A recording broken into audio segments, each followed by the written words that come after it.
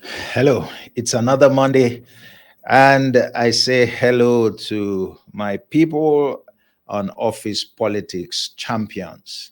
Another word, another insight this uh, morning, and for this week on how to win the game of office politics. So, if you like, how to win at the game of office politics. And so I want to speak on the subject of goodwill, the place of goodwill or the power of goodwill. And my counsel is that you bank goodwill at work for your own good. You need to bank goodwill at work for your own good. All right. That's something that many people don't place sufficient attention to. All right. The game of office politics, as we always say, is a game of influence and of power. And, it's a game you play so that your contributions are not overlooked, they are recognized, and they're duly rewarded. It's a game you play so that you build, an advantage for yourself. Because when the chips are down, from time to time, choices have to be made, okay, between people. And you want to position yourself in a way that on more counts, all right, you are found to be stronger, all right, and to be more suitable than others. That's what the game is all about. And I always advise that, you ensure that you don't get into anything untoward. All right. You don't play the high service game. You don't play the psychophancy game. You don't discredit others. All right. You simply focus on yourself. You build yourself up. All right. And you build leverage for yourself. Now, goodwill is one very important source of leverage that you can build for yourself at work. Now, we often hear most people say they want their work to speak for them.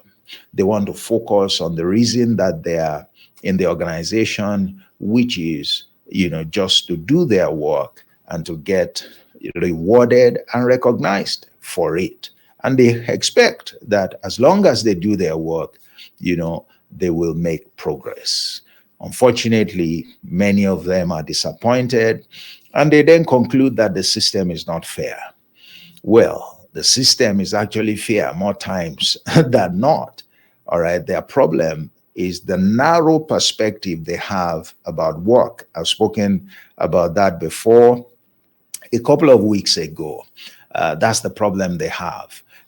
They think of work just within the context of what they are handling, the responsibility they are handling, and yet they want to grow in the organization. You can't want to become more influential, more authoritative, to play the role of a leader, and all that you look at is that your narrow assignment. Okay, and you are not bothered about what's happening elsewhere in the organization. You are not bothered about making contributions outside. Now, the problem is that the more you focus on your work, all right, the more you alienate yourself from others, from decision makers, from the people who matter, from the people who take decisions. Okay, and you can't do that. It's not a sustainable, way to conduct yourself within an organization, whether you like it or not. An organization is a community of people.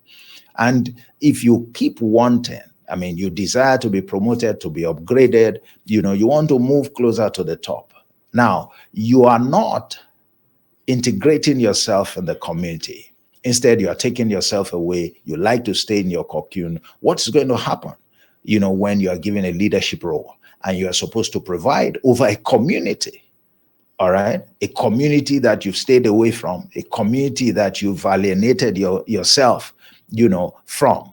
How do you then manage that community? It's one of the reasons that many people get into leadership positions and they mess up, they fail, Why? Because up till that time, it was all about their work. Okay, it was all about their work. And it can't be all about your work because you are operating within a community. It can't also be all about your work because your work typically needs the support of others. I mean, if I understand how organizations work, all right, there is no one who can successfully do his or her work without the contribution of others. And there are others too whose work, whose ability to do their work depends on your own contribution. So you have this network, as it were, within the workplace, and cooperation, collaboration. They are all essential. You can't be an island unto yourself and continue to focus on just your direct responsibilities. You are not going to go very far. That's the truth. And it's not that anybody is against you. It's not that the system is not fair. It's that you are not realistic, maybe because of your limited understanding or exposure. You are not realistic about how to conduct yourself in the community that an organization is. Now, from all that I have said, you must be able, you must see that what you do to others, how you help others, how you contribute, all right, to the ability of others to get their job done is very important. It's very important. You want to really, all right, be influential. You want to really get noticed. You want people, all right, to speak out forcefully with conviction in your favor. You have to build goodwill with them. You must build goodwill. You must be intentional about it. And goodwill comes not from the work you do directly.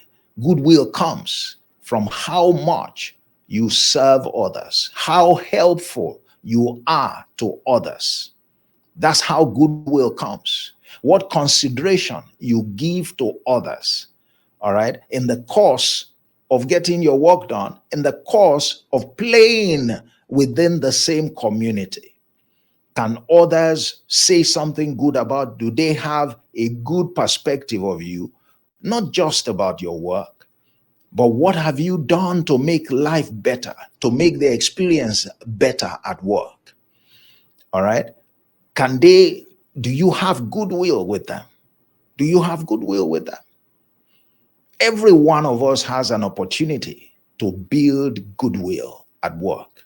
We all have an opportunity to build goodwill at work. I remember a parable that, Jesus spoke, for example, all right, where he accused, a certain, the owner of a business accused somebody else. One of his stewards, of unfaithfulness because he got a report that he was mismanaging his resources. And he called him and said, well, go and give your account. And, I'm going to relieve you of your job. What did he do? So he turned around. He knew if he lost his job, he wasn't going to be able to get a good one.